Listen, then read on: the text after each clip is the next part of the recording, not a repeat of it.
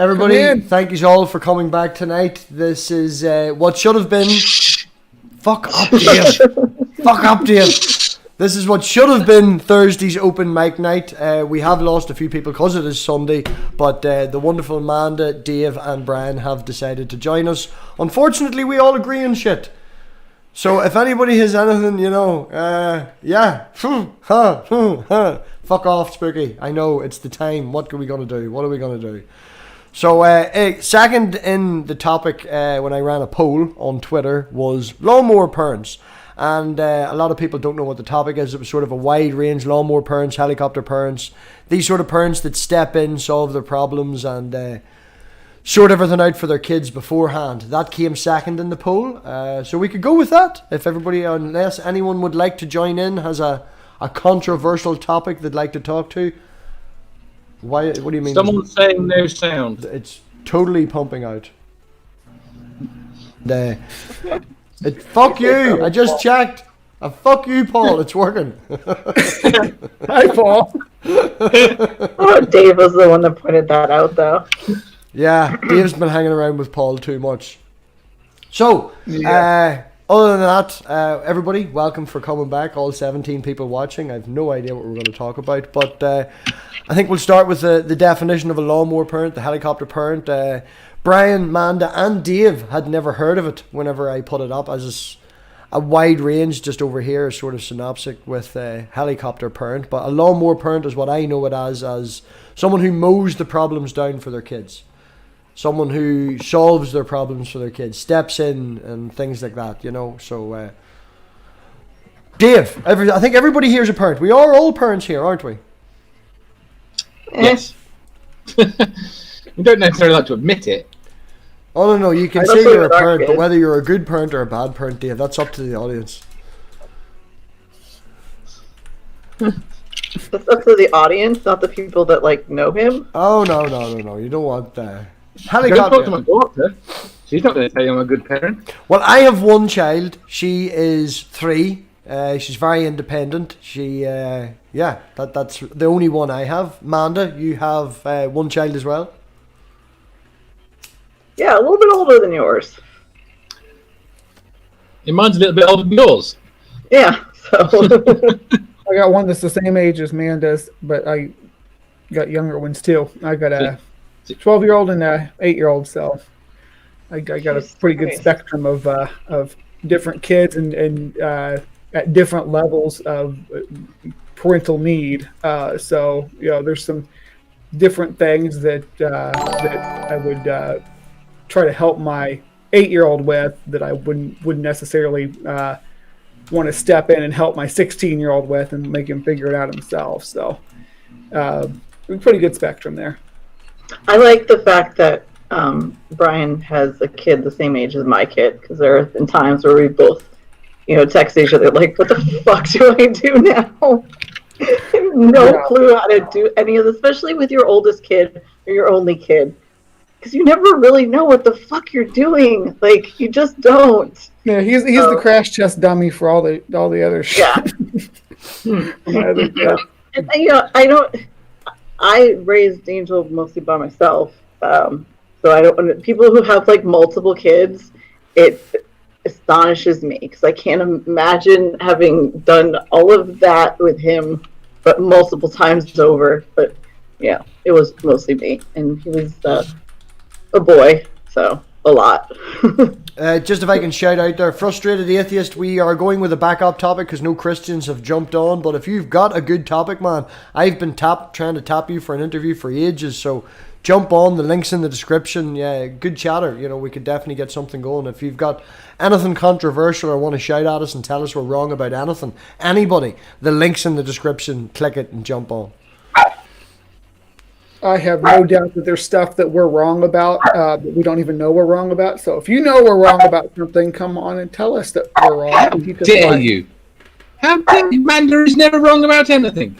I'm learning that very quickly. Brian, one thing I want to ask you, you have, obviously kids of different ages all in the same household at the same time. Going on the topic of Amanda and myself, with only having one kid and it's the test dummy, we're just winging it as we go along. Is there anything that you have changed or anything, from maybe being a slightly overprotective parent, or being less protective, or more? Or is there anything you've changed going from baby 1 to baby 2? Yes, for sure. There was a lot more rules, I guess, for my oldest when they were younger, because you try to double down and make sure that you're covering every possible contingency with your first kid. And with your second kid, you kind of soften a little bit, and that's my daughter too, my second kid. So maybe it's a little difference between raising a boy and raising a girl, that you want to enforce some stuff different. But as she gets older, she leans and depends more towards her mother, whereas when my oldest boy got older, he started leaning more and depending more towards me for guidance on stuff. So maybe I feel less hands off with my daughter because she's a daughter and doesn't come to me for that stuff. Well, but my younger son, we're a little looser with him for sure, because he kind of has 4 parents. He's got me and his mom, and then his older brother and sister that want to parent him too. Yeah, they help out, I'm sure, around the house and stuff. Like this weekend, being my birthday weekend, I spent it just with me and the daughter, and I being an asshole and maybe a bit of a cunt, but whenever her mother was leaving, the daughter was like, no, time for you to go. Me and Daddy's having our weekend, and kicked her out of the house. And then when I went to drop her off, she wouldn't get out of the back seat of the car. Didn't want her to go, wanted to come home. So it's nice having that connection. I'm sure as she gets older, she will definitely not like me as much. Frustrated Atheist, thank you very much for joining us, man. As I say, I've been trying to tap you for an interview for a while. Thank you for joining us. So have you met everybody? Do you know everybody? I know Dave. I know. I've been in side chats when MOMMA ATHEIST has been on. I might have been in one live stream with her. And I think this is the first time I've ever met Brian. Yeah. I don't remember. Look, I've had sleep and alcohol since since I've been on YouTube, so it's hard to remember people. Oh, Brian is relatively new. Brian is new. He's our local bug expert. If you need to know anything about bugs or creepy crawlies or anything of that nature, he is your man. Don't worry, any weird bug I find, I'm just going to sit there and tag you and be like, what's this? What's this? Yeah. I love that. That's I like a challenge. I have a question about your kids. You have taught them to be deathly afraid of spiders, haven't you? Oh, absolutely not. All my kids handle spiders. Yeah, good. You're an evil parent. No, as long as they handle them responsibly. Same with Elena. Elena has no fear with the beehives at all. I'm sitting there getting stung left, right, and centre, and she's in the middle of them, and she doesn't fucking care at all. No. Frustrated Atheist, do you have any kids? Do I have any kids? No. None of my own. At least not that I'm aware of. I'm just gonna let that be known. None that I'm aware of, or none. That was not me. Alright, it's his first time here. I don't kick people when it's their first time here. I usually let them come on a couple of times. That's not necessarily true. I mean, sorry, my phone did a dumb. But yeah, like I said, not that I'm aware of, or at least none that anybody's come forward and said, "This is your child, deal with them." But I've helped raise some stepchildren over the years, and they can be quite challenging at times, but they can also be pretty alright. I prefer my nephews because I can sit there and interact with them and then just pass them back on to their parents. Yeah. Well, frustrated, just to give people a wee heads up and stuff, like I knew you were, you used to be massively around the scene, then you vanished, or maybe I didn't notice you for a wee while, or you were gone there for a wee while, but for anyone who doesn't know, if you want to just give a wee shout and sure plug your channel, man. Oh, I'm an asshole on Twitter. I mean, that's the biggest known thing I am. Yeah, well, I tend to piss people off, and without even trying, and I've come to realize that, at least on Twitter, when it comes to certain people, I'm fucking good at it. And it gets quite funny because you have people who will sit there and, you know, I just ask a question or I simply say something and people just quickly jump on it, and I'm just like, oh, this pulled a nerve with you. Okay, that's cool. But I have a channel, but I don't do much on. I haven't done anything on there in like a year or two because I don't wanna. Your intro is very good, though. At least go and watch the intro or the introduction. The trailer for the channel is very good. Yeah, I mean, you can go look at that stuff. But I just don't. I don't do much anything on there because I'm just like in a moment in my life where I'm just like, I don't want to do that right now, and maybe I'll get back to it. Maybe I won't. Who knows? Like Dolce. But yeah, do what? I was just going to say thank you to Nathan for dropping in. I know Nathan's went from one live stream straight into another live stream, so he's been streaming all night and probably tired. He's in the UK like us, so unlike me, he does sleep sometimes. Hey man, you're right. Yeah. We're just having a chat, man. We're just talking. Sam. Manda has a lot of experience annoying people on Twitter. Twitter is not something that I appreciate an awful lot. I don't know if everybody here tweets that much. I know Geo would the odd time, Brian does. Nathan, you do as well, in and around, but not so much fishing for assholes, where Manda does have an awful lot of tendency to poke at assholes. I look for the dumpster fires. Yeah, I have to limit my. I actively. Sorry, go on, frustrated. I actively search for. I was just gonna say I actively search for the dumpster fires, just because. Well, I like to watch the world burn through Twitter, and they can be very, very entertaining. And then I'll just jump in with little remarks here and there. And it passes my day. Presidential addresses these days, so yeah, Twitter. Twitter as a whole, though, is really designed for that, though. It is designed to make people annoyed and to poke at people. Yes. And I definitely like to poke at people online. It's fun. Manda, your tweet hit what, 200-something thousand or whatever it was the other day, wasn't it? Views, I don't know. I get more trouble for the shit I say about Trump than anything else. So. Just give me 1 second. I got into I apparently said something controversial that I didn't think was that controversial at all. What did you say? And I said that babies are neither theist or atheist, so stop using it because it's dumb. And I used the word stupid, and that a lot of people tend to agree. But then there was quite a few people who really got bothered by this statement. And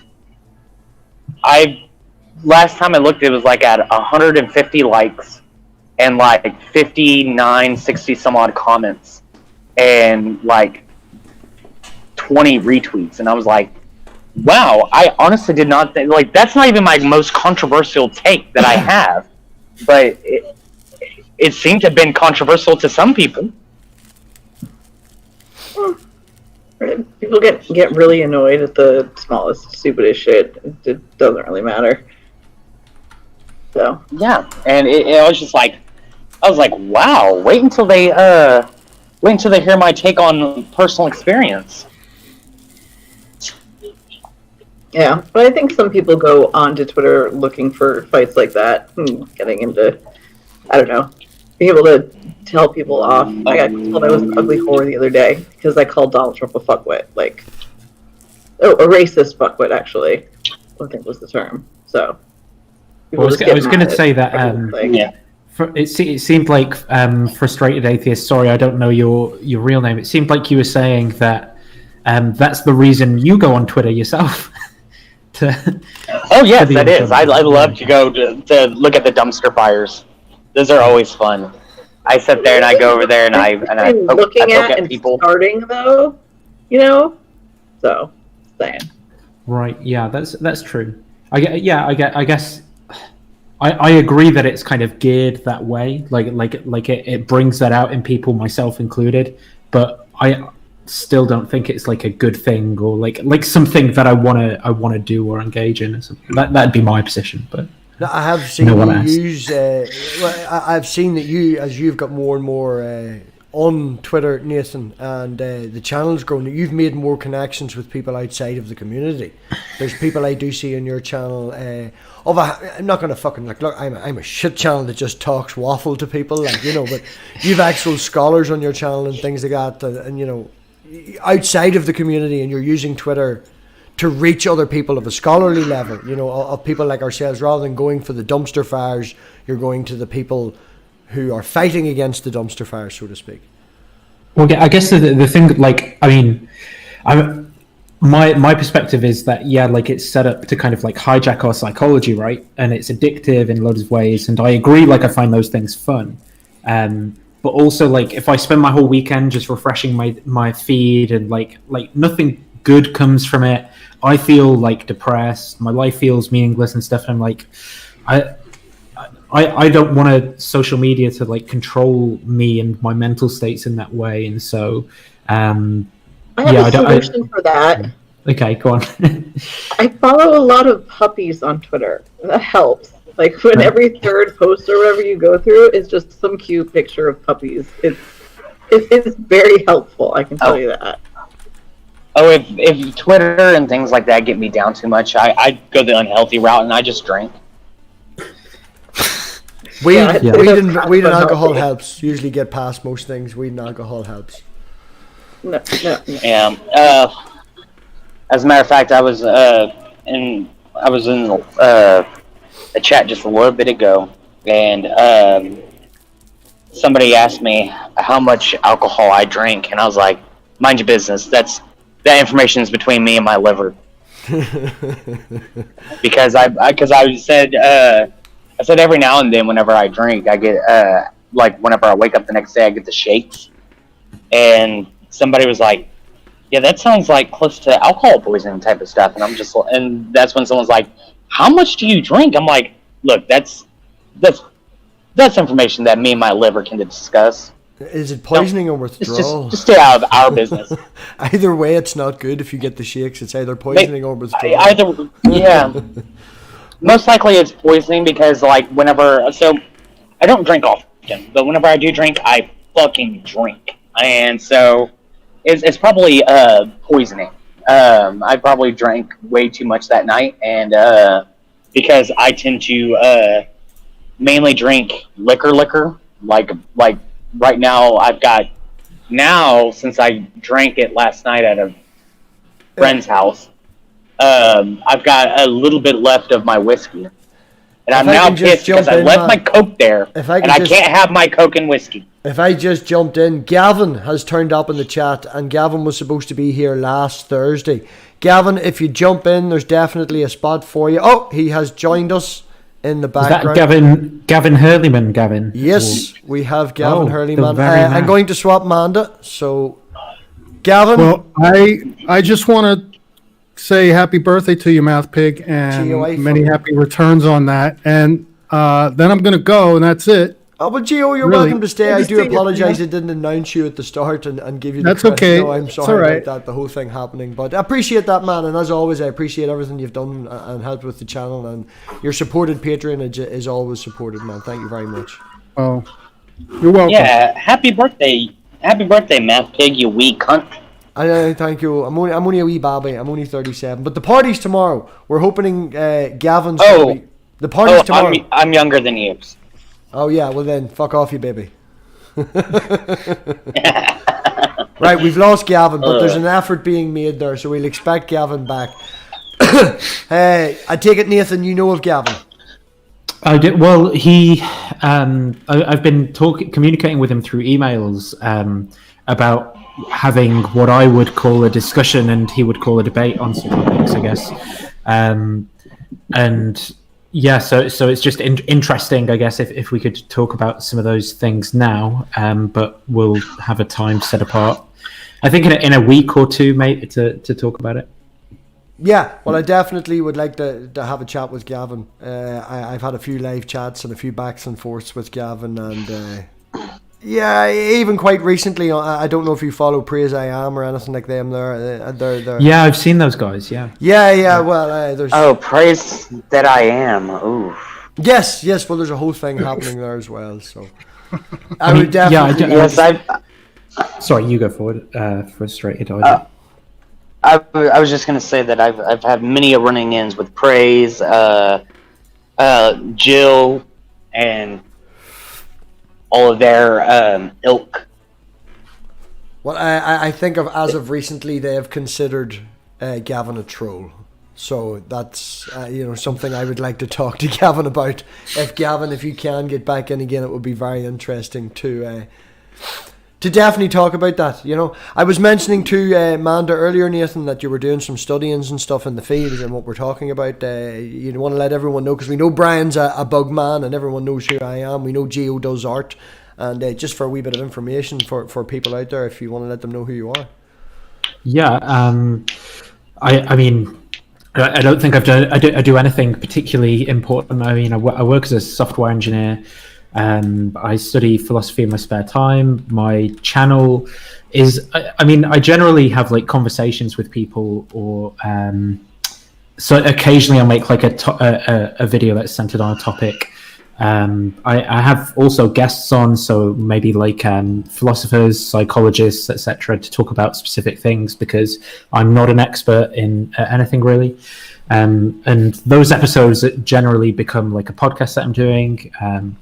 Aside from that, I'm interested in maths. I find Christianity interesting. I like Brazilian Jiu-Jitsu, and just training Muay Thai again, thinking maybe I'll try having a few fights in that until I start getting brain damage, and then I'll probably decide against it again. And that's me. The name of the channel that you've now went with, the rebrand, I think that was within this last week or so, wasn't it? As a lot of people, I'm sure, got a fucking alert from a channel they didn't realise that they were subscribed to. Yeah. But I definitely thought that the idea of the channel name was, knowing who you are and your style, yeah.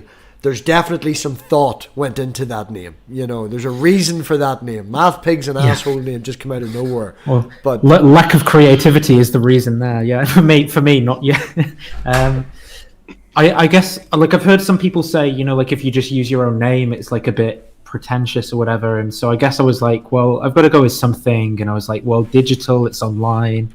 Gnosis, knowledge, even though like I'm agnostic, so I claim to not have knowledge, so maybe that's ironic or something. I guess it's probably I just couldn't think of anything better to be. Not to be a whole fucking that particular person and go down that route, but Dave that was here earlier that did have to pop out, he had some stuff to do. I when I entered in the community, had my name, and then did the whole, the best I could come up with was agnostic, and stuck with that definition of agnosticism. And Dave always asks this question when someone says they're agnostic, sure. So I will ask it in his stead, seeing he's not here. And he's like, do you live your life daily as if there is a God? I mean, probably, yeah. You do still? Well, I'm going to go all Jordan Peterson. Even it depends what you mean by that. So that was nice having Nathan on.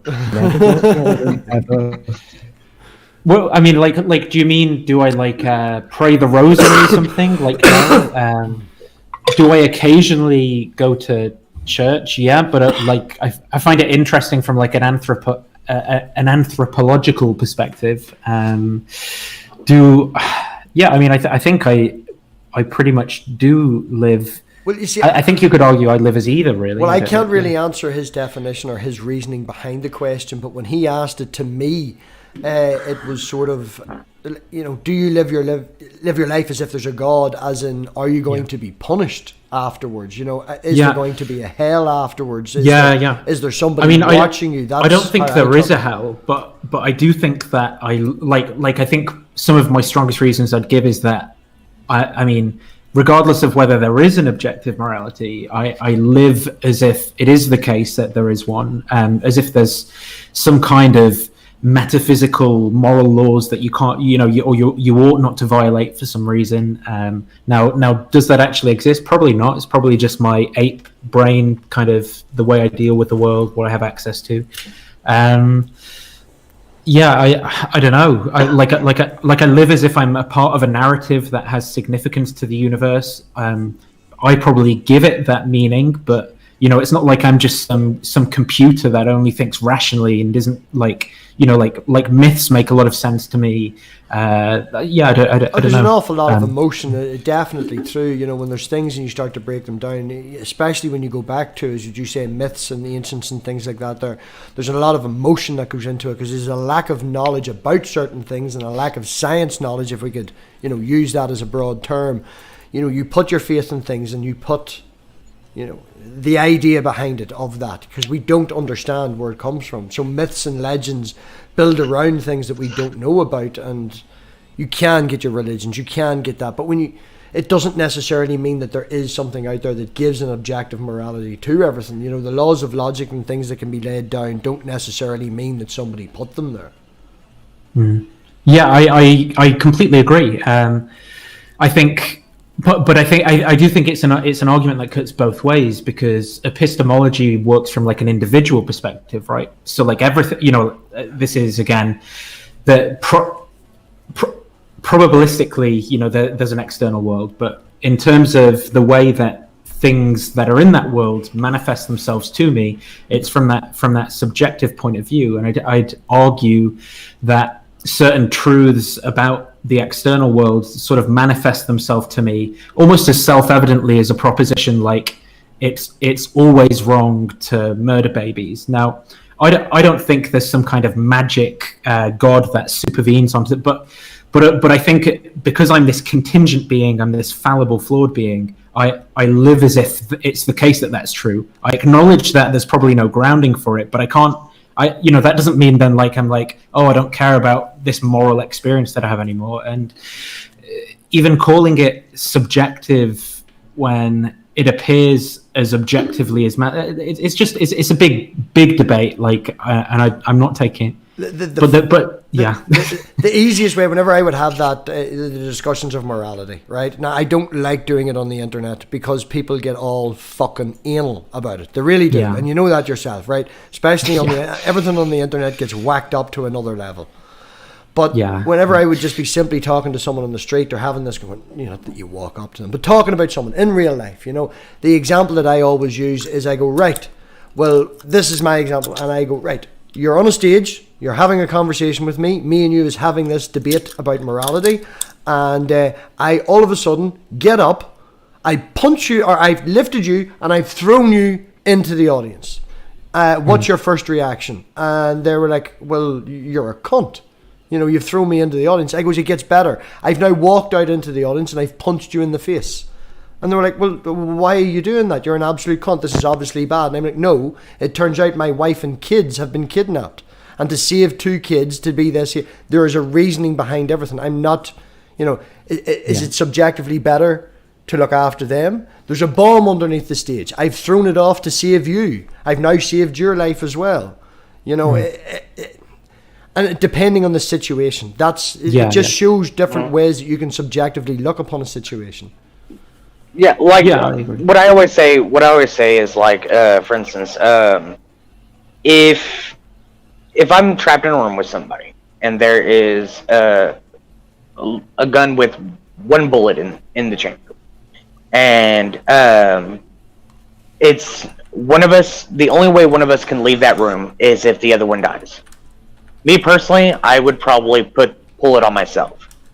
Now, if someone sat there and told me that same situation, I'm trapped in a room with somebody and there's 1 bullet in a gun, and someone tells me, we've taken your family, the only way you're going to get it back is if you, or the only way no harm will happen to them and you'll see them again is if you kill this person. I to be honest, would probably kill them without hesitation. And I mean, it's I because agree. there's Sorry. Yeah. I was just going to say, I think those scenarios that you're kind of painting, though, equally work with the same outcomes on like a kind of Platonism or like a theistic Neoplatonism, or like expressivism or moral subjectivism. So I think while I agree completely with what you're saying, I can see how any of these sort of meta-ethical theories of what morality is in itself would work with these kind of contextual scenarios. Well, if I can just jump in before we get too deep down that rabbit hole. Gavin, Yeah, sure. Is your connection working? And Tug, thank you very much for joining as well. Hey, what's up, MathPig? I figured I'd stop by. I was in Jill's live stream. I noticed you were live, so I'm like, oh, snap. Oh, you should send the link I'd over hop there. in. Yeah. You should pop the link and tell them, sure, there's a few interesting people over there that could have some. Yeah, we have, I believe who's on over there. We have Darth Dawkins, Praise, and Wiley and Jill are all in the room. Oh, well, yeah, one of them's welcome to maybe come in, and the other one's got a definite no. Gavin, are you there at all? I think we just have Gavin as an icon. Well, MathPig, as long as you have the muting power, then you can have a fair conversation with Darth Dawkins, right? And so no, he won't come back on though, Nathan. I don't know. Okay. I had him on twice. Yeah. I definitely I can't stand Darth. No, we're not going to say his name. That's 3 times just to say. If we're going to refer again to Darth, hey, my channel. Shush a minute. If we're going to refer to that certain person, it's asshole 104. It's not that name. It's asshole 104. Now, okay. Gavin, just wait. I can't stand him regardless. We're going to take advantage of Gavin's connection that's working now. Gavin, thank you very much for joining us. Fuck me. You're welcome. Can you hear me, guys? Yes, we just have to realise there's maybe How's my sound? There's a 6-second delay, I do believe, Gavin, between us. So if we can take that into consideration. So thank you very much for joining. Yeah, I'm down here at the bottom of the world, talking to you through my phone. So we're very, very humble and primitive in New Zealand. You're on the other side with the delay. If we can just. So you're on the underside of the flat Earth. No. Yeah, Nathan, I know that you specifically said I'm that hanging you had. on dear life. Well, thank you for coming, Gavin. If we just take into account the 6-second delay. Nathan, I know that you did want to talk to Gavin about a few things, so if you want to poke at the bear, so to speak, and we will all bounce off that then. Well, I guess, Gavin, if you're probably 6 seconds behind, so I don't know, but so in our, if you know that it's me, in our email back and forth that we were having, we were talking about like what a good topic for a debate would be, and you suggested why Christianity is superior to atheism. So I said maybe it's more important that we ask why it's true, but maybe here you could give some of your reasons as to why you think Christianity is superior to atheism.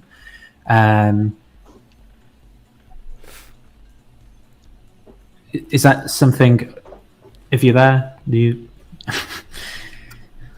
Yeah, this isn't. You don't make good YouTube. I can hear you. I can hear you. Would you like to answer Nathan's question? Yeah, I can hear you guys fine. I can hear Nathan's question fine. Great. Would you like to answer? Yeah. Yeah. Okay. So why is it that you think that Christianity is superior to atheism, Gavin? What would you say is like the main reason?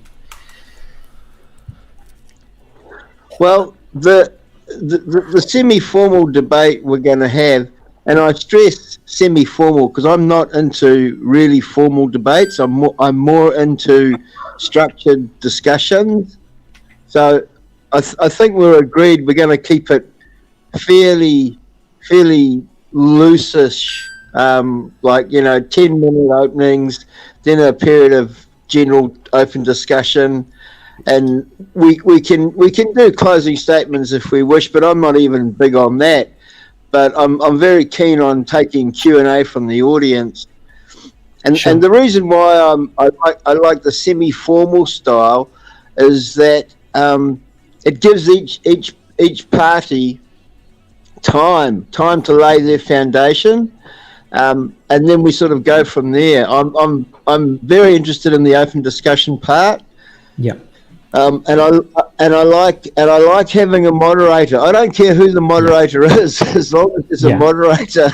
Nathan, just to clarify, Nathan, just to clarify, if I can clarify, Nathan, did you ask him what the format was going to be, or what the topics that you were going to talk about was going to be? Well, what I was suggesting was, in our emails, we were kind of saying there were two topics, right? So there was one, is Christianity true? Which I think would be, if we keep that as the topic of that semi-formal debate, would be a good idea. But the other topic of, is Christianity superior to atheism?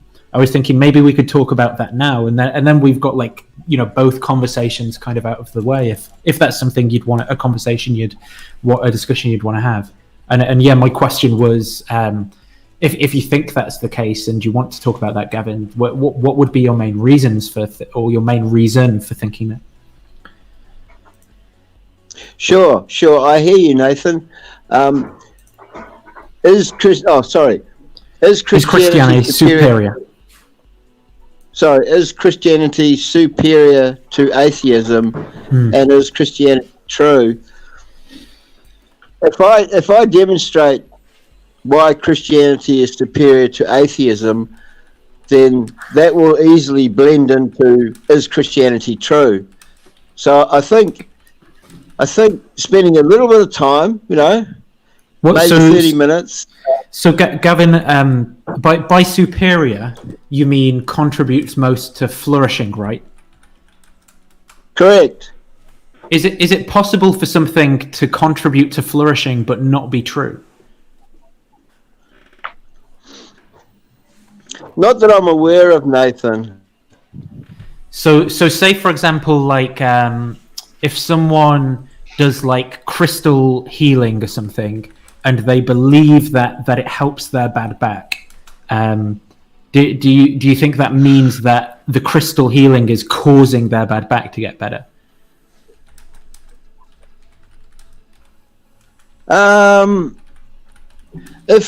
I think you raised a good point, and I think all of these things you're talking about have to be judged on a case-by-case basis. The placebo effect is very real. It's very real. But if there's just one case where, if there's just one case that we can show where something that leads to more flourishing isn't true, then we've shown that the general claim that all things that lead to flourishing are entails that they're true isn't a correct statement, isn't a true proposition. No, I don't think so. I think if we judge, if you find everything one thing, Gavin, just to say that what he's trying to say, Gavin, is if you make a statement of something, which is that if it must be true to help flourishing, and he can go and find one lie that helps flourishing, then what you're saying is wrong. That's all he's trying to say.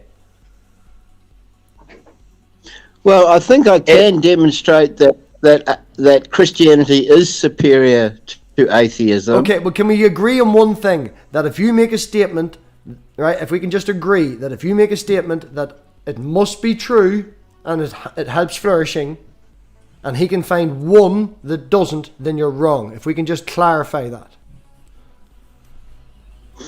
No, I can't go with that, because, as I said, all these events have to be judged on a case-by-case basis. Well, can I say something real quick? If the thing is that if the claim is that because it promotes flourishing, it must be true, and then you say it has to be done on a case-by-case basis, then right there, in my opinion, that seems like you're kind of moving the goalpost. Because it's like if I said, like, all cars are red, because all the cars I've ever seen are red, and someone shows me a car that is blue, then my statement of saying all cars are red would not be true. So if you're saying that because it promotes flourishing, it must be true, and someone says, well, this here promotes flourishing, and it's not true, then in that case, it doesn't necessarily entail that because it promotes flourishing, that it must be true.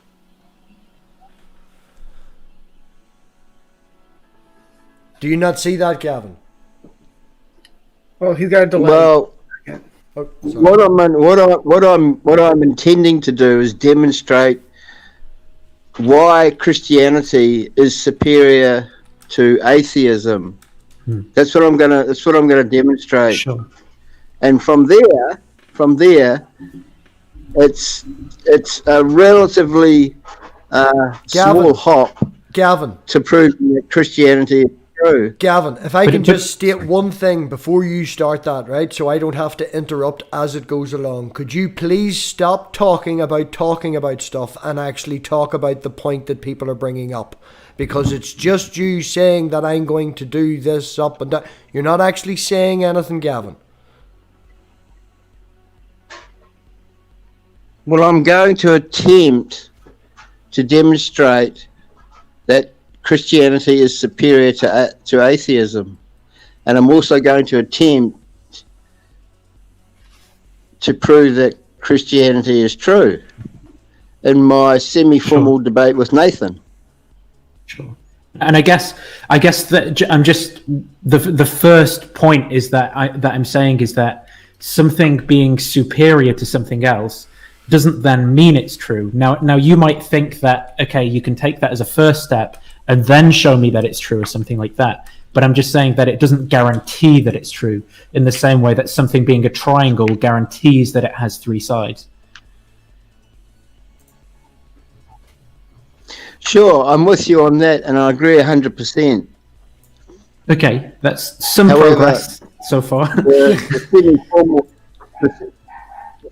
The semi-formal discussion is going to be first is me demonstrating why Christianity is superior to atheism, and then it'll move on to, is Christianity true? Okay, Gavin, you're just doing the same thing. You're talking about what you're going to talk about. He's trying to ask you direct questions. Either answer the direct question, or we will move it across and ask Tug. Now, I'm sorry to put the premise on Tug, but we're going to try and keep this as even and ask if Nathan's going to. Tug's also a Christian, so, and it seems to be a lot more concise than you. So we're going to either move to Tug if you don't start talking about what you're being asked. We're not going to have the debate here. He's just asking you a few small questions to give us a wee hint, wee teaser, but just answer the man's questions. Yeah, I guess I'm just saying, what's your main reason for thinking that Christianity is superior, Gavin? The main reason would be the thousands of papers, analytical studies that have been conducted that overwhelmingly show that Christianity is overwhelmingly pro-social. That's an umbrella term. It's an umbrella term. It's overwhelmingly pro-social in comparison to atheism. So how many of these analytical studies that show that Christianity is not pro-social would you have to see to reduce your confidence in that claim? Well, there's only one that I know of, and it's a 15-year-old study written by Henry S. Paul. But Henry S. Paul was a paleontologist who had a real axe to grind against young Earth creationists, and it was a univariate study, so it wasn't particularly comprehensive. And that's so how many more would you have to see, Gavin? How many would you have to see to reduce your confidence in the claim? Like if you saw one good study, would that take it back like 1%, or would there be like 10 good studies and that would knock it back 1%? Or well, as I said, Henry S. Paul's paper is the only one that I've seen that goes against the tide of papers that demonstrate that Christianity is overwhelmingly pro-social towards society and culture. If a million of these papers wouldn't change your mind, there's no point in me producing them, is there? So I'm asking, like, what kind of evidence? I'm looking for what kind of evidence would falsify your position, and then we can see if we can find it. Well, if there were a number of papers that were written and came back saying that Christianity is not pro-social to the community and to society, then that would make me stop and think, wow, am I on the right side or am I not? Okay. And how many do you think you'd have to see? Like, because you said there are thousands in favor of Christianity. So would it be an equal amount, or just one? An equal amount. It'd have to be a lot, and they'd have to be written by people who had some kind of accreditation behind them.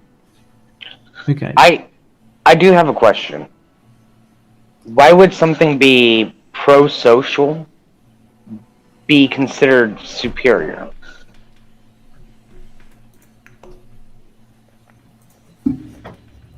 To atheism? No, in general. Why would something being shown to be more social than something else make that particularly superior?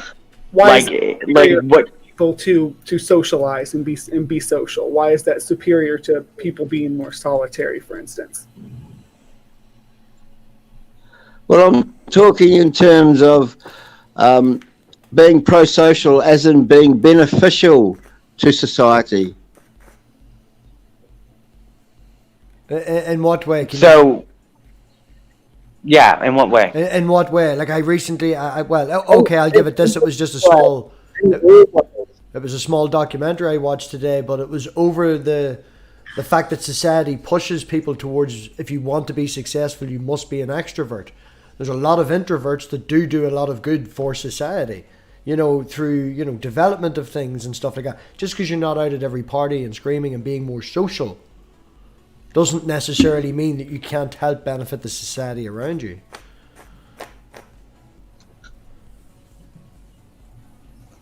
Gavin.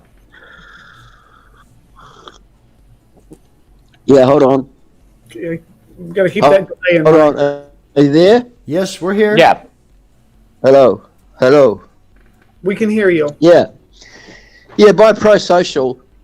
By pro-social, I mean contributing positively to society in all areas. Example, just one example. We don't. All areas is vague. Can you pin down more? This one area that we can use to kind of as a measuring device for the claims that you're making. Otherwise, it's just an assertion. Well, I think it might be good to wait until we have that discussion with Nathan, because I feel like you're trying to flesh out what I'm attempting to demonstrate here, and I'd rather save it for the discussion with Nathan. Perfect. Right. Well, one of my. Go on ahead, frustrated. Go on ahead. Oh, I was just going to say, one of my issues here is the fact that, whenever we're looking at these things, and we're looking at a general aspect, when we generalize things, we tend to overlook also harms done to societies due to, whatever kind of ideology. Like, for instance, whenever it comes to social benefits as far as, benefiting society, we can also see that there are Christian aspects that also are a detriment to societies. Like, for instance, you have certain people like the NIFB who will sit there and do harmful things to individuals within their church, let alone people outside of the church. And they do a lot of harm, and there's other aspects of Christianity that do harm. So to me, it's a little odd to focus on just the aspects of Christianity that are beneficial whenever we have to look at a total net thing where we have both beneficial and detrimental aspects to certain ideologies. And that goes with atheism as well. Atheism does have a lot of benefit and it has a lot of detriment. And it's odd to just focus on what benefits a society, because in retrospect, it's almost kind of like the gospel preachers. Like, they ignore all the bad things. Let's just focus on the good stuff, guys. The good stuff is awesome. Let's just put the bad stuff over to the side and not even look at it. Generally, most studies that I look at about the community building that happen, that's the thing. When people go to church and people do this religion, the benefits is from the community. The benefits isn't from the religion. The benefits is from the community. Can we let Tog have a word on this topic? I know he's got a limited time, and he's got some, I'm sure, some insight from I believe, Christian point of view as well. That maybe we could circle back to Gavin after he has a chance to address this line of questioning. And if I can just say, Tog, I'd really appreciate, man, if you could maybe possibly drop by tomorrow for at least 15 minutes. A year in the channel, tomorrow was the first real interview, or the first thing that we did on the channel, and you were my first interview on the channel. So if you're free tomorrow, 5 Eastern, it'd be nice if you could drop by. I'll do what I can, yeah. I'll probably be at work, but yeah. So, have you anything to add to the conversation? I would say no, because I wouldn't agree with the debate topic of if Christianity is superior than atheism. I wouldn't say that at all, no. I wouldn't say they both have their own view and merits where people is best for the individual. So it wouldn't matter to say which one's better or not, because it goes down to the individual, and then that person's view on Christianity and that person's view on atheism. So they're not going to be all one and the same. Although with Christianity, it tends to be all one and the same, because the God aspect and whatever. So that's like the one thing. But other than that, it doesn't mean that for other individuals it's the best. So I wouldn't even agree with the topic. Would you say heaven is the perfect society?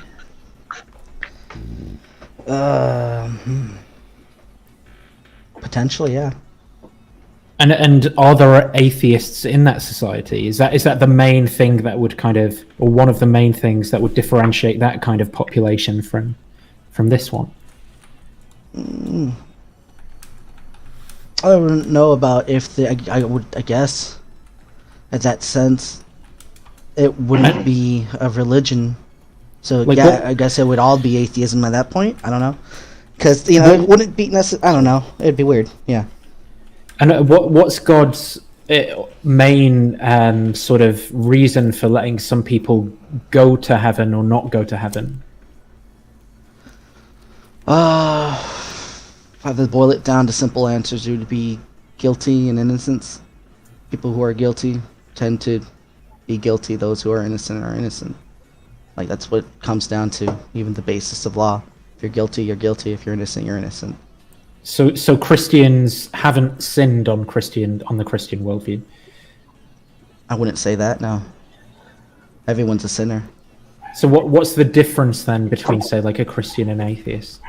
The mind. What aspect? Different belief systems, different way people interact with each other. They hold to one thing and people hold to another. So do you think that it would be fair to say that God then is discriminating who comes into the perfect society and who doesn't, based off of whether they believe in God, whether they're Christian or atheist? Discriminate, like, in what sense? I'm sorry? Discriminate as in discern between two different things.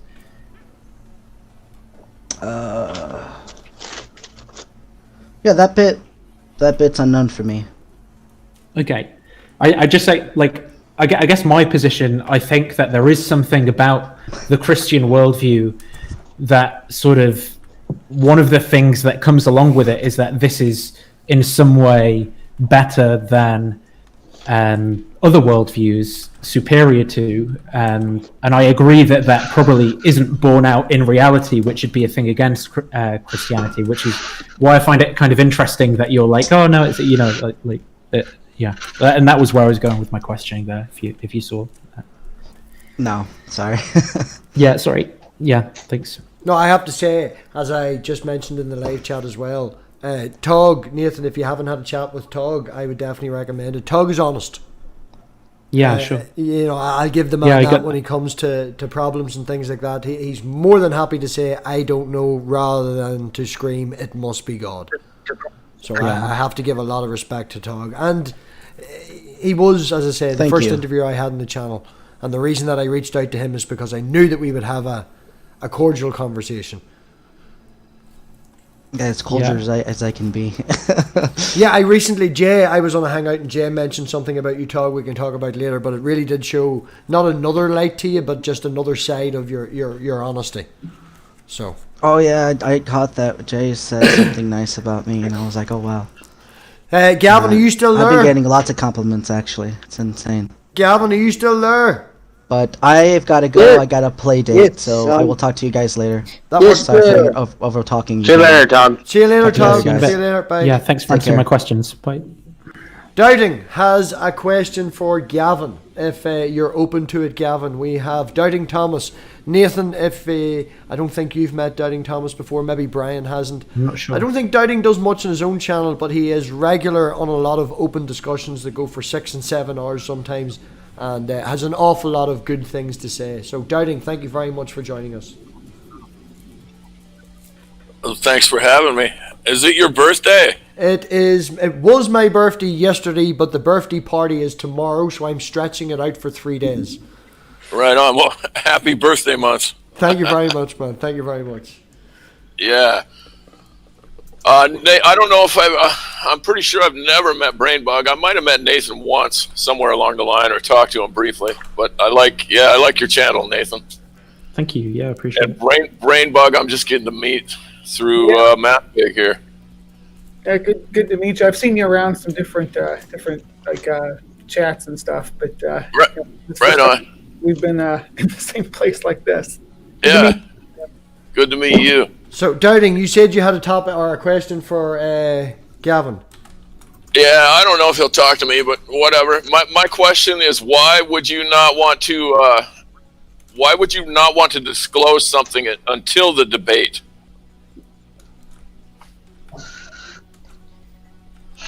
Well, that's pretty self-evident, isn't it? No. You don't want to show your cards. You don't want to show your cards. You don't want to show your cards until the time. Okay. Well, can I run something by you?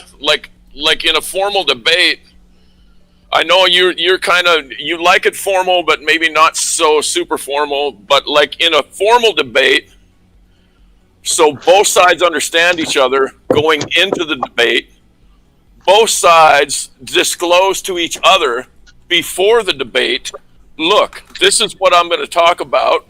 These are the main points I'm going to make.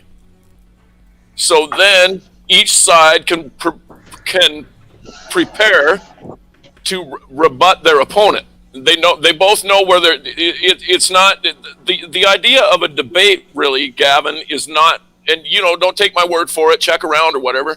It's not really to ambush your opponent. That's kind of.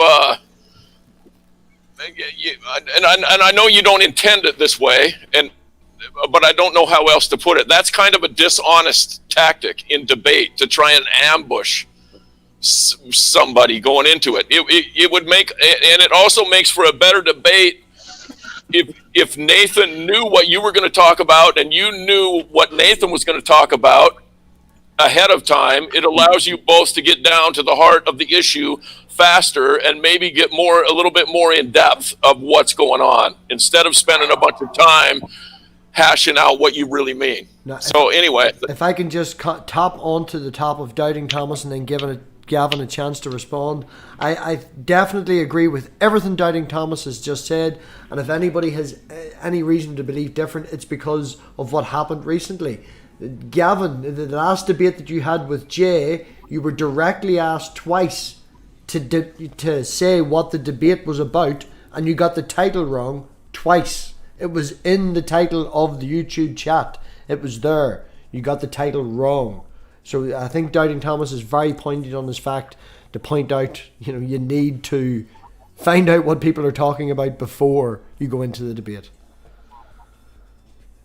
The last debate that I had with Jay and Nicola, the debate title was, "Is God the default position?"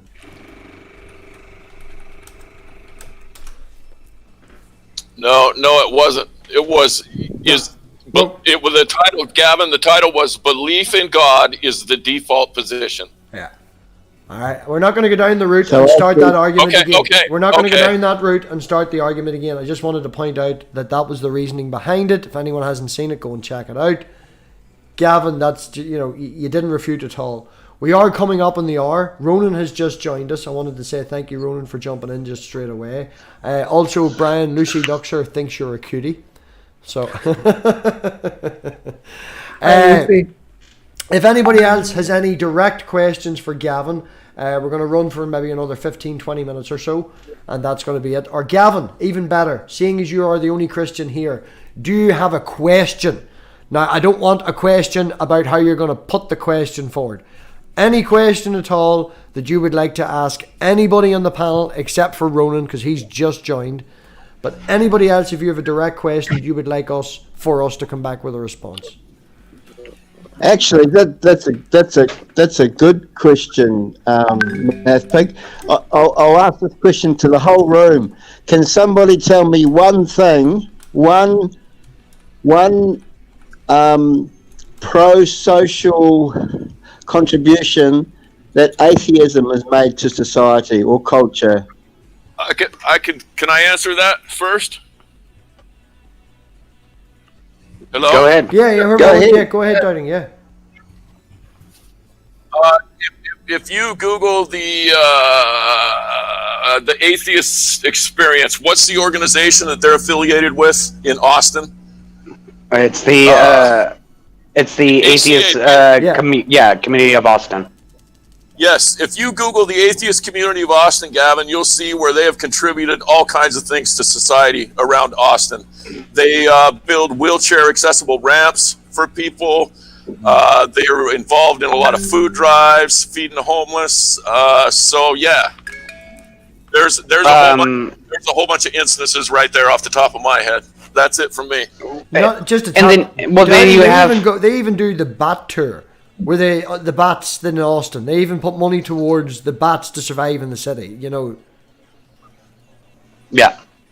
So one of the things I have to say is while you can always look at organizations like the ACA or the IAA or the AA and see a lot of the good that they contribute. Like for instance, IAA had a fundraiser where they raised money so that way these people in a third world country can get an actual secular education. Like these are kids that if they didn't get the money, they would not get an education, and so they got this. Then you have people who are like KC, Caitlin, Chloe, and Godless Engineer, who donated not only their own money, but they donated, people pulled together and gave them money to give peanut butter to children in Haiti who otherwise would have, something less substantial to eat, something that'll help fill them. And that was 18 months ago. Ahead. As of last week, they donated up to, I think, 12% of money for an entire school for kids. They are putting 12 kids through school all of next year. Oh no! It wasn't just 12. It was like 40, 43. Yeah, I know the peanut butter thing. That was 18 months ago. This is only like last week. They did it again. I know. The thing you're talking about last week, it was actually the total number of kids that got helped was 43. There you go.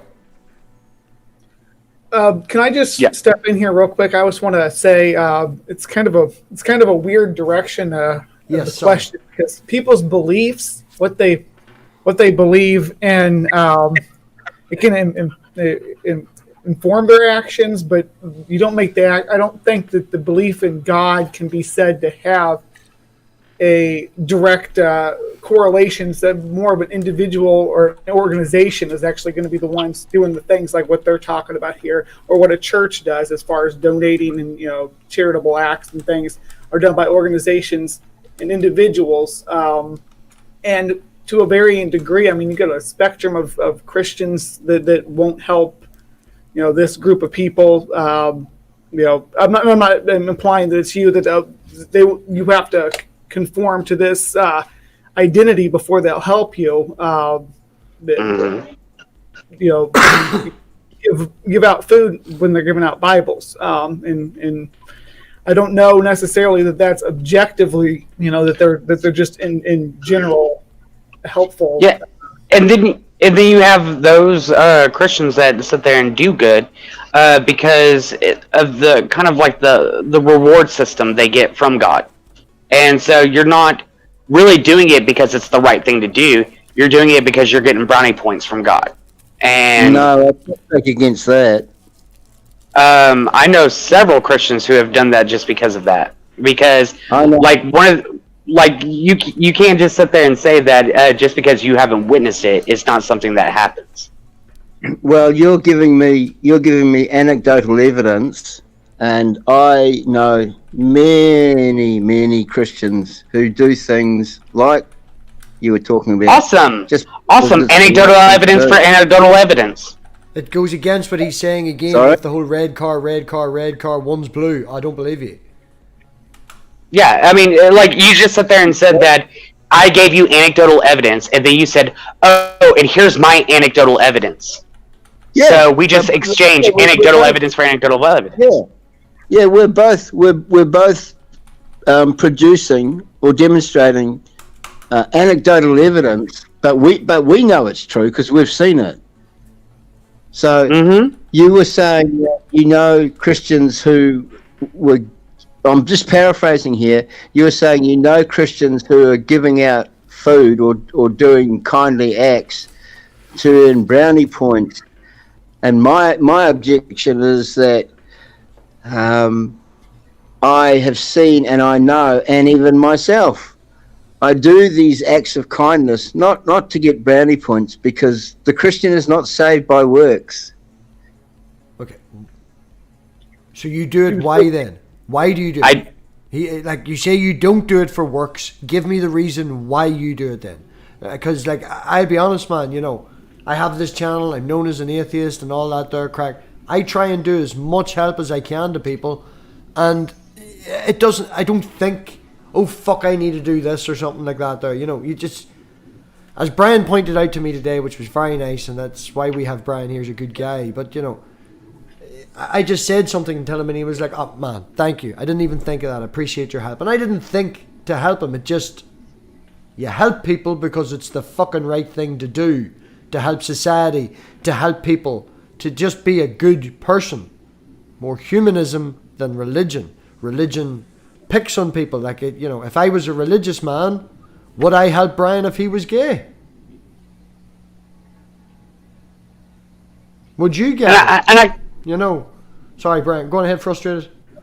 I was just going to say, I kind of have an issue with this whole entire, like, no one said that, that you're saved through good works, but the thing is like, I mean, it's a very well-known thing within Christianity that the reason why you do good works is because you're trying to be more Christ-like, and being more Christ-like means that it influences the works you do in this world.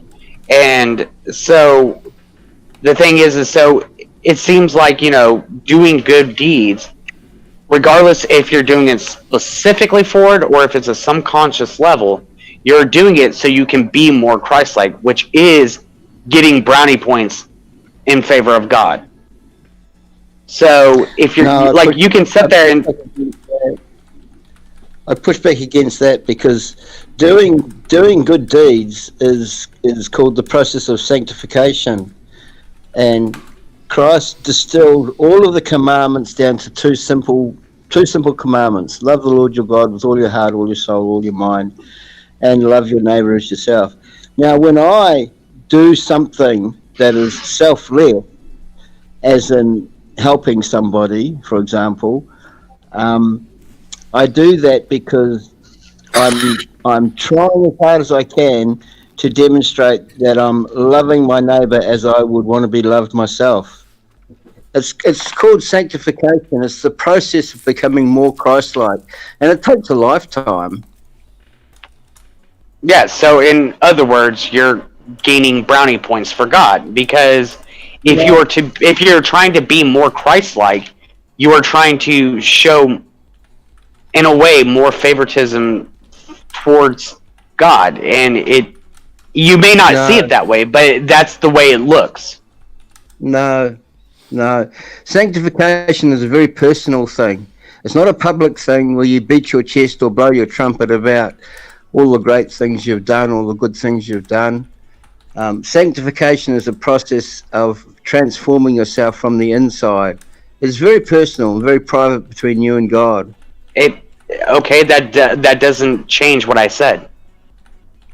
That literally does not answer. No, it doesn't, because I didn't say that you have to boast about it, but the thing is the fact that you're doing these good deeds to be more Christ-like, you don't have to sit there and go around and telling your neighbors, hey, guess what I did today? You're just, because of the fact that you are trying to be more Christ-like, and so you're doing these good things, is in fact, even though it's a personal thing, it's still you trying to get brownie points towards God. No. Yeah. Again, you can say no, but that's just the way it appears to me. No, that's the wrong terminology. It's called the process of sanctification. Yeah, you keep repeating that. You keep repeating that, but the thing is this is what it appears. This is what it looks like. I think I can help clear it up a little bit. Yeah, if we can just let Spartan have a little bit of a talk, and John Go ahead. also as well. Very much. Thank you very much for joining us. First thing I want to say is 100% for sure, some Christians just do good things because they want to go to heaven or they're scared of hell. There's no doubt about that. Whatever frustrated atheist was saying, a lot of Christians definitely do good things for those reasons, which are not good reasons to do the good things. I agree with you there. But I think what Gavin's trying to say is the way he understands Christianity, and me as well. I don't think I do good things because I want to do good things, and it just so happens to be that sanctification, those good things that I want to do, are making me more Christ-like. That's what I believe, at least. Is it all right if I say something? Yeah. Go ahead, John. I thought that there was a school of thought, though, in Christianity that say works don't count for anything, that the only thing you need is to accept Jesus Christ as your Lord and Savior. Yeah, I believe that. Okay. The other thing I wanted to say is the subject that was going on, the question that Gavin asked that started this line of conversation. I know that I've over the last year I've gotten to know a lot of ex-Muslims. And I know that anytime anybody in social media is going after Muslims and hating on Muslims just for being Muslims, instead of calling out the bad ideas of Islam, the ex-Muslims that I know are the first ones to jump in there and say, hey, you should not be persecuting these people. You should not be bigoted to these people, just because they are Muslims. I know that in China, for the last several years, and I'm probably going to say this wrong. I think it's the Uyghur or Uyghur Uyghur Muslim. Yeah, I know exactly what you're talking about. Right, I wouldn't say the word either, but go ahead.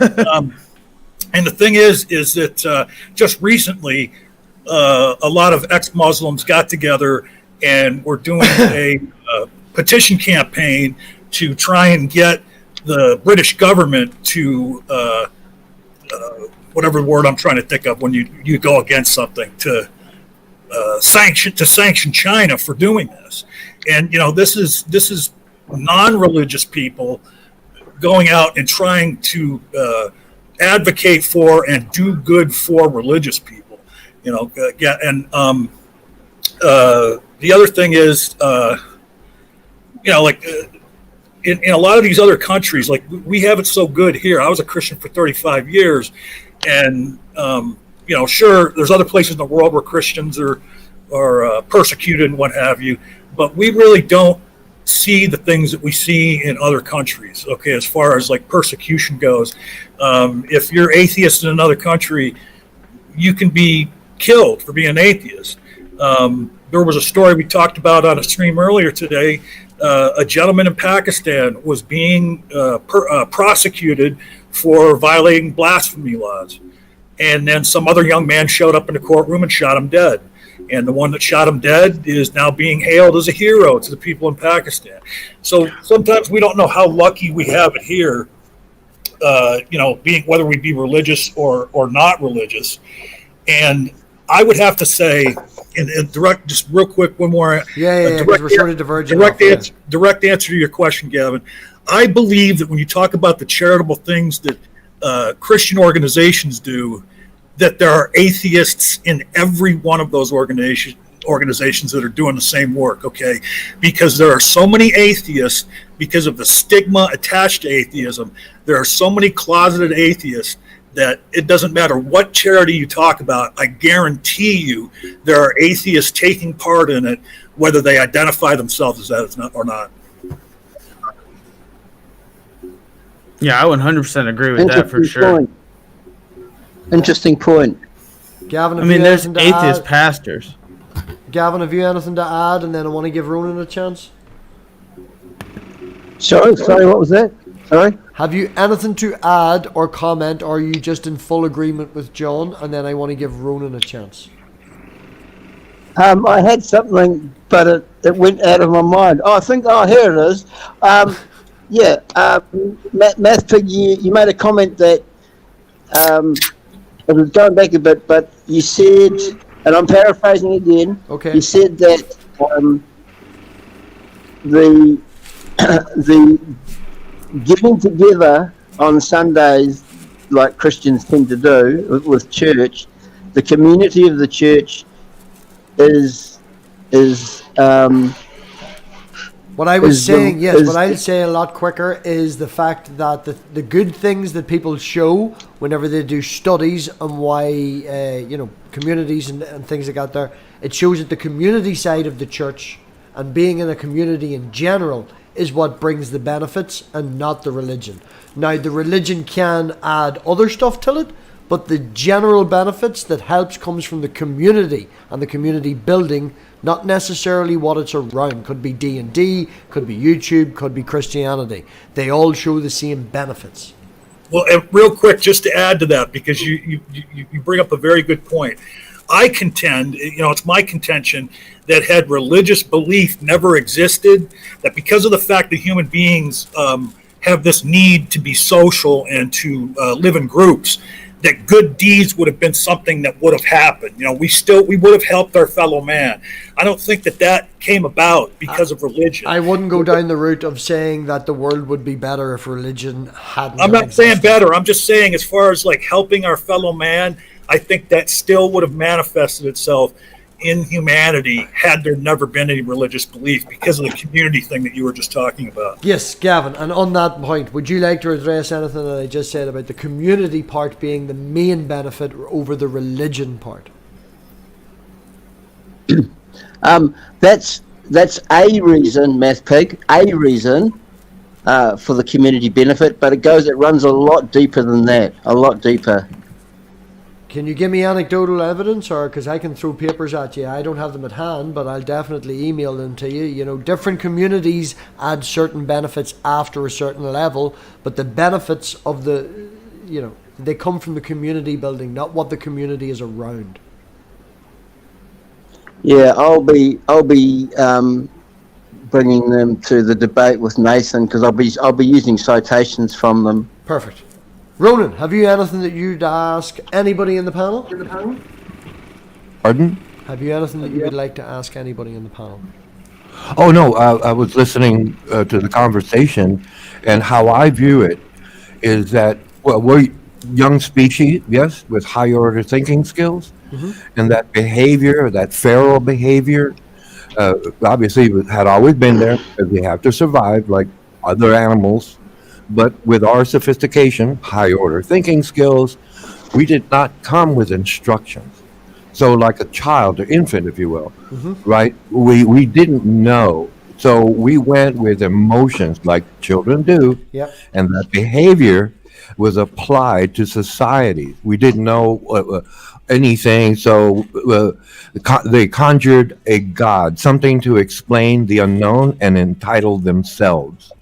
And over time, we've realized that animalistic behavior has always been there, always will be there. But we're trying to be more civilized.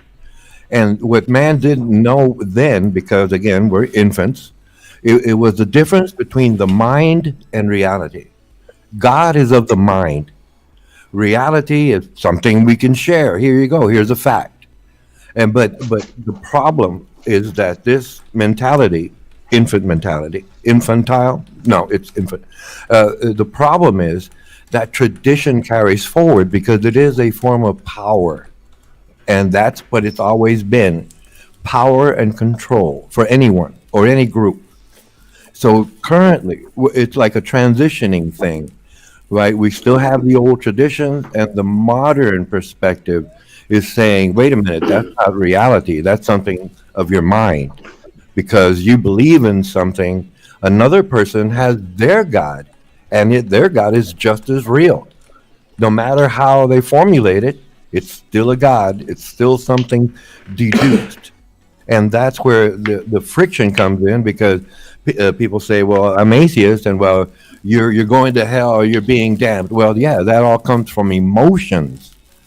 You're condemning me because of an emotion, right? Not because I did something bad. It's because I don't believe in something traditional.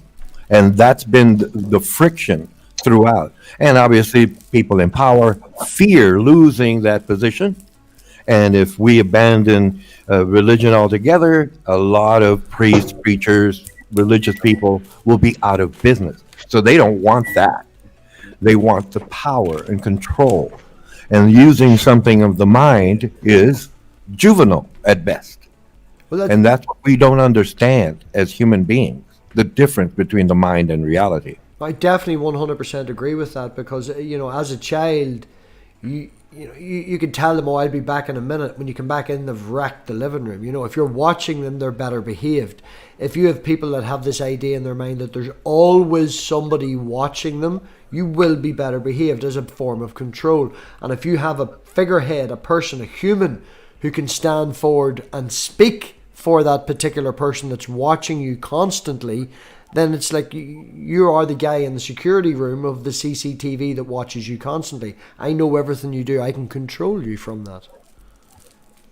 Well, yeah, we needed, okay, I'm not saying it's a bad thing, but in terms of forming a simple template, to organize, that's basically a very good idea.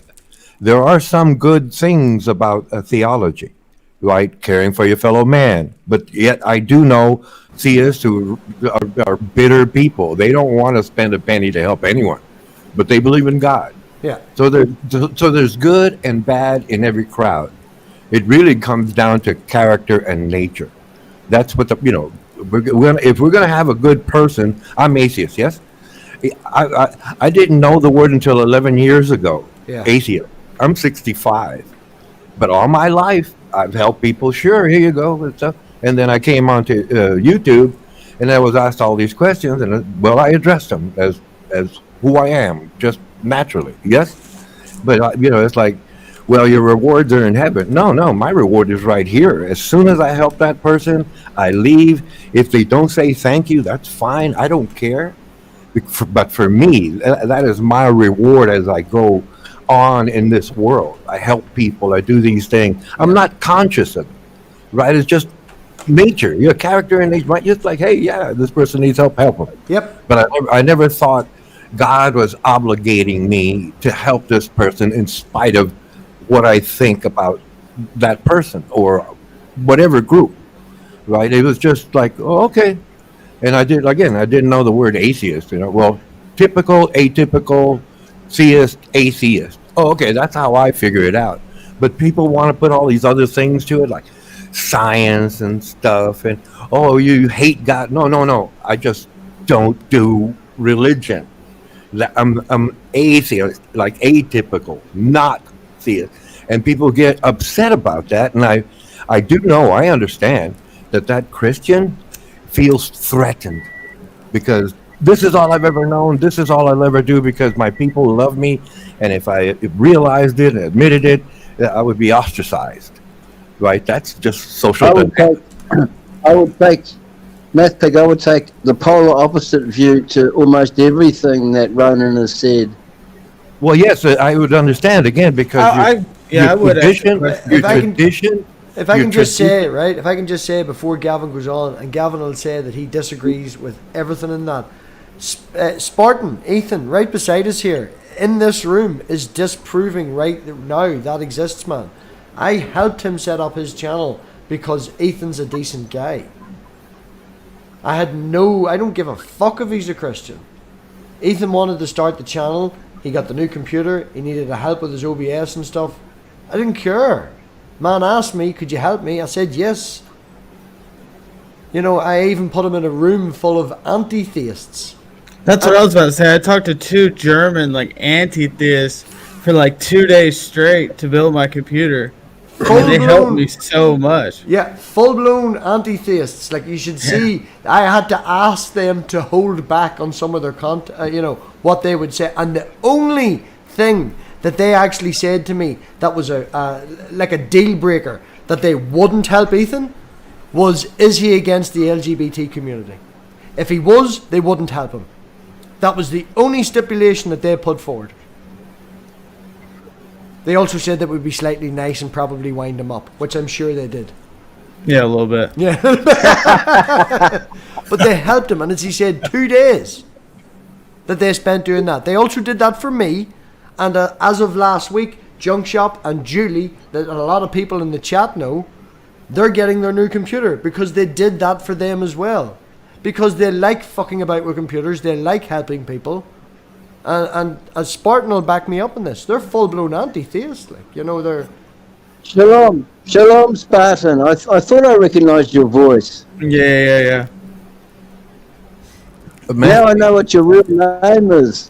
Thanks for ignoring everything I just said and changing the point. His real name is also in the fucking tag of the video. Yeah. MathPig. So can I Ronan, push back on the comment that Ronan made? Just give Gavin 1 second, Ronan, and then you can okay, please, yes. Gavin, go on ahead. Yeah, there's a number of things I'd take issue with what Ronan was saying, but one of them is a comment he made. He said that human beings didn't come with a set of instructions. Well, that's not right, because where does DNA come from? Okay, we're not going to change the topic to DNA. The entire point of what Ronan was saying is that people help people if they're good, people are cunts if they're cunts. It doesn't matter if you're a Christian, agnostic, fence-sitter, pagan, anything. If you're a bit of an asshole, you're going to be an asshole. If you're going to be a nice person, you're going to be a nice person. To the heart of the matter. That's what Ronan was putting the point across. Yep. We then disproved what you were saying, proved it by saying, I'll help Ethan, and even anti-theists helped Ethan, and your response was, but DNA. No, my response was to a comment that Ronan made, that we didn't come with a set of instructions. Well, that's not right. It's wrong. Okay, you're taking one small thing. Ronan, would I be in agreement in being a real quick paraphrasing of a steel man? The general point of the statement that you were making was what I just previously said. People are nice if they're nice, they're assholes if they're assholes. But yes, you paraphrased it well. Yeah. Thank you. I paraphrased it well. Straight to the point. But Gavin is trying to go over DNA, and wait a minute. We came up with the word to code so we can reference something, everyone understanding the same word. We're coding this. We're putting numbers on this. We didn't come with instructions. The Bible was written after the fact. But before that, there is no writings out there. We didn't know. Again, we're still learning much. MathPig, let me get to the point I was trying to make with you. Go with the point, Ronan. Yes, because Happy we've got people in the background. We birthday do want to swap. to you. Happy birthday to you. Happy birthday, dear MathPig. Happy birthday to you. Thank you very much. Many happy returns. Anyway, we didn't come with coding. Again, man put labels on there, like understanding math, what plus, minus, divided, multiplied are, for example. We put those labels onto things. DNA did not write things out for us to say. We put labels onto things so we can communicate in language that we all understand about a particular part of the body. Yeah, I think about this sometimes. It's quite funny. If we not that I'm MathPig and I know everything about math, but it is sort of my background and where I sort of fall on in my crazy thoughts. And do aliens know base 10 or do aliens work in base 12? Base 12, from certain retrospects can be better than base 10, so their math could be completely different. And it's just, the math is true regardless. Right. The fact that we put these in pi a regular number in base 12 or something? Pardon? Isn't pi a rational number in base 12 or something like that? Oh, I need to check that. I'm not too sure. I think that might be true, but I could be completely wrong too. So. There you go. Well, this is the pigsty, man. We wing it here. We wing it, Yeah, so that's true. I just made that up. I just figured it out. Well, no, but here's the thing. Wouldn't pi be a rational number if it's not base 12 and some other base besides base 10? Yeah, at some point it is, I'm sure. Yeah. Because it is a We've number. now got an argument going in the chat. Nerdy's all are never again is base 24. Nerdy's base 16. Cadence is, they could be hexadecimal. We're all over the place. Jeff, are you there, man? I wanted to say thank you for joining. Yes, I'm here. Thanks for having me on. More than welcome, man. More than welcome. Have you anything that you would like to add to the conversation or ask anyone? Yeah, I think that the question that was asked, Gavin asked the question, what is atheism? What's a positive that it's done for us? Yes, and just to point out, I do have to produce another show in 45 minutes, so 15-minute warning. This is definitely a true 15-minute warning, or I'll get me ass kicked. I'll keep this short. I think that in general, some of the positives that have come out with atheism, there have been bad things, especially some of the stuff, the backlash that came out from new atheists, some of their rhetoric against Islam and stuff like that after 9/11. But for the most part, it isn't a complete worldview. It's just part of one. But part of it, one of the better things about it is some of the mental discipline that goes into it, and the contributions that's had for science. So we tend to be prone to biases, and we tend to have an intuitive way of agreeing with something before we've proven it, and then going out and collecting things that we find that support it. And that's actually not the best way to reach conclusions about what's true and what's real and all that good stuff. And part of some of the critical thinking that goes into a lot of this stuff is sort of grounded in a lot of atheist thought and a lot of atheist writing. So I would say that's probably that at least was the biggest positive for me. And I think that and you don't have to be an atheist to assume an atheist perspective if you're engaging in something, say, one of the sciences. But it benefits your work if you do. 100% agree, Jeff. I think that calls back to the interview that we had a couple of weeks ago. One thing that we did point out, again, with what you're saying is with the atheism will come critical thinking. And I said to you in the interview that if we teach critical thinking and logical thinking in schools when they're young, then the atheism will just come out of it. Not to make it secondary, but if you teach logical and critical thinking at a young age. Even if you had people that were kind of gravitating towards even Christianity, you'd probably end up getting more like Pete Enns style Christians, where they were less obsessed with certainty. They were willing to put a pin in things. They're still, and they could admit that they have an emotional draw to the faith. There's a reason that they're being drawn to it. The story is compelling. There's literary, there's emotional aspects to it. That's what draws them to it. But it becomes less of this kind of rhetorical ambush where they have to like pick and choose bits and pieces of philosophy and of metaphysics and even science, cherry pick them and assemble them, and like, here's proof that I'm right and you're wrong. That this is a fact. There's proof for it. It's not just a story. There's nothing unknown here. Everything's settled. They're not settled. I mean, even just the few Christians that have been in here aren't settled on all the issues that can be found in the Bible. Yeah. I just want to so the more critical thinkers you could make in the world, it doesn't necessarily mean that religion would go away, but what we would probably end up with is a lot more deists, a lot more people that their version of God is like the God of Spinoza. Yeah. You get something like another kind of enlightenment. I mean, and that was sort of the thing. That was sort of Enlightenment thinking. But I think I don't know if the Catholic Church has really done this as far as dogmatically, but like especially American evangelicism has been really hitting the propaganda hard with the certainty rhetoric, the gospel of certainty. Yeah, I'm not certain at all. I agree with like most of I agree with Pete Enns a lot. I like Pete Enns. Yeah, and I respect his opinion on a lot of the stuff that he brings out. Plus, he's willing to deal with things like, I remember hearing, I don't know if it was from him or like one of his guests, somebody was talking about basically just you drop the basic historical fact that Paul never read the Gospels. He couldn't have. He never read those Gospels before God. Here's a general question for everybody in the room, and you can agree or disagree. Do you believe that Western civilization was founded on Christian principles? Absolutely not. And we're not going to go down that route. What we're going to do is we're going to work our way around the room, because that's just, Gavin, you really love to just take a question and a topic, ignore it, and go a completely different direction, don't you? So, Gavin, you've got a debate coming up with Nathan, yes? Is there a date settled on that? No, not yet. Not yet. It's got to be after the 10th of August, because I'm... this sounds like I'm really popular, but I'm not. I'm pretty jammed up until the 10th of August, but any time after that should be good. Perfect. Well, we have that on recording right now. So everybody watch out for Gavin on multiple channels. Some of them we won't mention.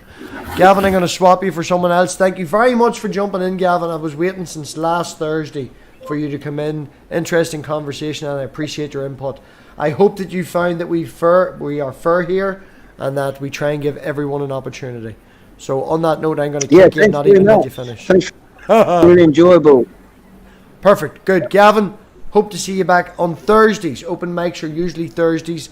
Tonight was because Thursday had to be postponed. So we're going to kick Gavin. We're going to bring in Brian. And we're going to move on to Spartan. Ethan, have you anything coming up? Anything you want to promote? I'm doing a stream on my channel on Friday, but other than that, not really. So I'm having Nick Quint. He's like he talks a lot about Paul. He's a pastor. I don't know, so probably not too many people are too interested, but we're going to be talking theology, egalitarianism, stuff like that. So brilliant. So check out Ethan's channel. I'll probably not put any links in the chat if somebody of the mods want to put his links in. Oh, there you go. Amiga's done it. Perfect. So what I'll do is, Spartan, thank you again, man, for jumping in. I really appreciate it. And yeah, look forward to Thursday and we can do this again. Kicking him. And yeah, thanks. I know I'm an asshole. Frustrated. Moving on. John, have you anything that you would like to add or coming up? Well, I'd just like to say that I'm host of the Apostate Alliance, which happens every Sunday at 11 a.m. Eastern Time U.S. on The Rage, Nakasuchi's channel. We talked to an ex-Scientologist today. We'll be back next week with an ex-Christian. Chris is great. And then we also started a new monthly feature last month. It's called the Women of Atheism Roundtable. That's going to occur again on the 24th of this month. We're going to have Sassy Heathen, Jenna Belk, Saf.com, Misha Griffith, and Topic Thunder. Brilliant. Thank you very much, John. Everybody check out The Rage. That's where you'll usually find John. And on that, we will, thank you again. Kick John, bring Dowding in. Move on to Jeff. Yeah, there's Gavin and I are going to be having a debate Friday. This coming Friday. The topic, I don't know why he asked me to debate it. It's going to be on Richard's channel. It's about the authorship of 1 Timothy. Actually, we'll probably end up getting into the other Pauline forgeries, but I had made the claim in a comment before that Paul didn't write 1 Timothy.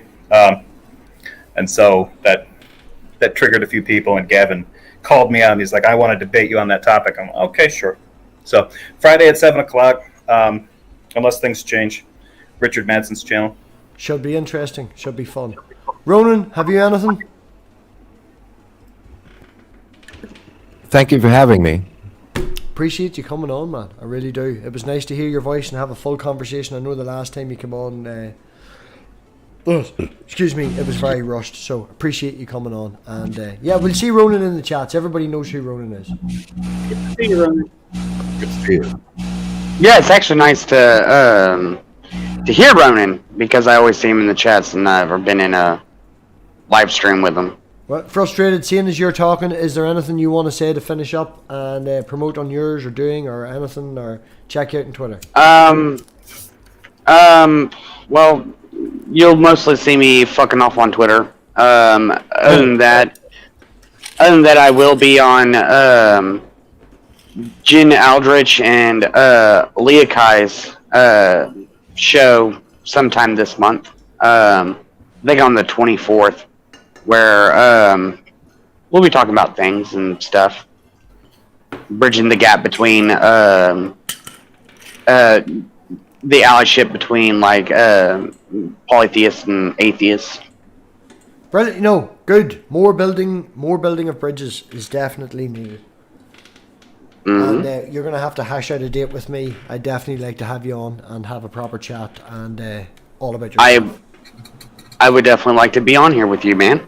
Definitely. Right. Well, on that note, I'm going to be ignorant and kick you. BRAINBUG, have you anything? Well, this week I am going to be on Nervardia on Wednesday, and of course I'm going to be at your birthday party tomorrow. Yeah. And next Tuesday I will be co-hosting The Perspective again. That's the call-in show with Ethan, your friendly neighborhood atheist. He was in the chat earlier, but and you did a brilliant job earlier in the week, man, as well. And I might start adding that more into the rotation and be on that show more. Great call-in show if you haven't checked it out yet. Brilliant. Well, thank you very much. And yes, if I can plug tomorrow, 10 o'clock UK time, 5 Eastern, we're going to have a birthday bash for the channel and for myself. 1 year for the channel, 37 for me. And yeah, come round. It should be good fun. We're probably going to end up playing. What I've planned is drinks with friends playing Quiplash. And what everyone else has planned is make me cry with emotion. So somewhere in between there, we're going to have fun. So definitely call round, hit the subscribe and all that sort of shit. And Doubting Thomas, have you anything to add before I kick the last couple of us? Not really. I don't have a channel to promote, really. You can find me around Togs or JPassix, or I frequent MathPig more often lately. And the only thing I wanted to say is pi. I'm pretty sure pi is an irrational number always. I don't think there's anything that makes pi a rational number. I'm pretty sure. That's a bold statement to end on. I know. That's a bold statement to end on. Like we're all going, we're going to have to check that now.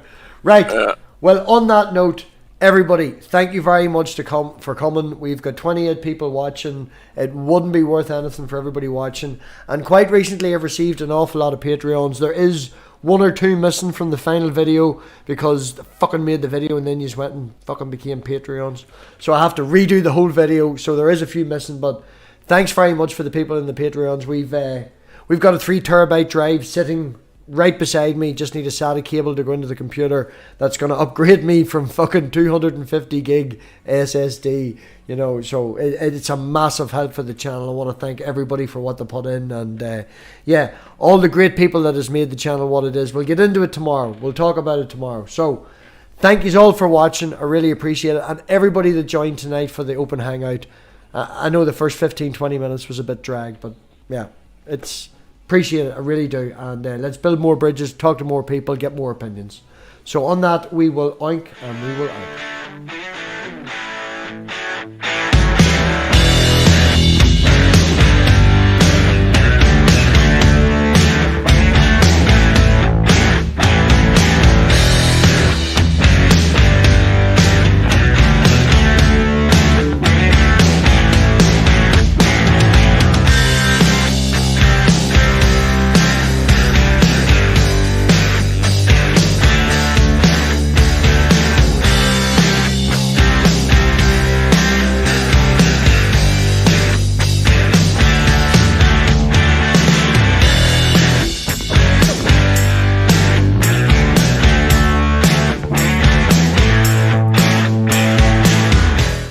Oh, and everybody, don't forget, over to Mama Atheist channel in 40 minutes, we're going to have a show over there. She's having a chat with Susan. So definitely over there. See you all soon.